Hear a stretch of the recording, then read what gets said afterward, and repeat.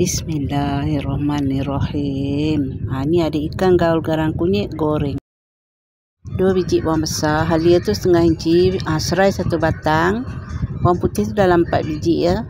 Bawang besar tu ditinggalkan sedikit. Yang lain tu dikisar halus ya. Ada 3 sudu makan cili kisar ya. Ada cili potong ya, cili besar merah dengan cili padi. Bawang tu diambil tadi ya sedikit. Ada sos cili, sos tiram ya.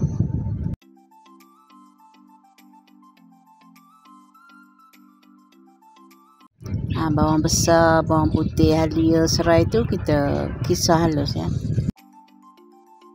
Letak air sedikit. Dah pun siap.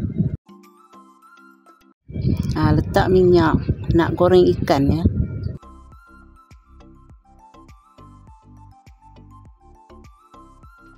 Digoreng hingga garing ya. Balik-balikkan ikan tu. Dah pun masak. Angkat ya. Digoreng ikan tu sampai habis.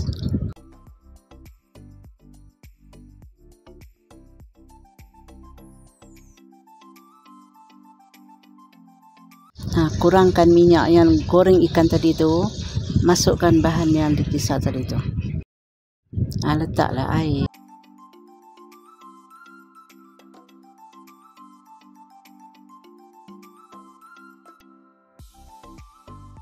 Dah mendidih ya. Dah masak bahan kisar tu.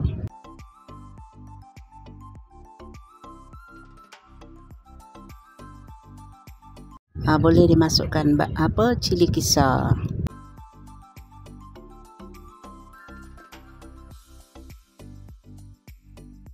Tunggu pecah minyak ya.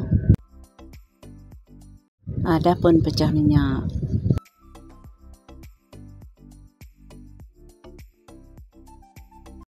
Masukkan pula sos cili dalam 3 sudu makan ya. Sos tiram dalam 2 sudu makan.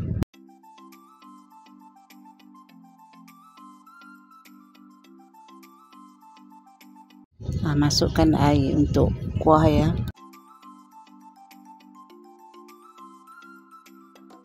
Sebut rasa, sedikit gula dan garam. Opah letak air limau je sebab asam Jawa dah habis. Dirasa apa yang kurang. Dah dirasa semua okey, masukkan ikan goreng tadi tu.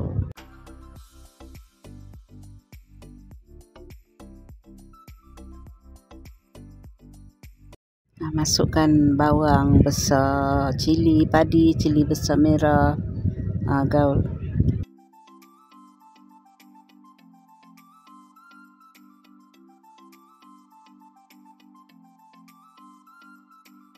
Dah pun siap. Assalamualaikum warahmatullahi wabarakatuh.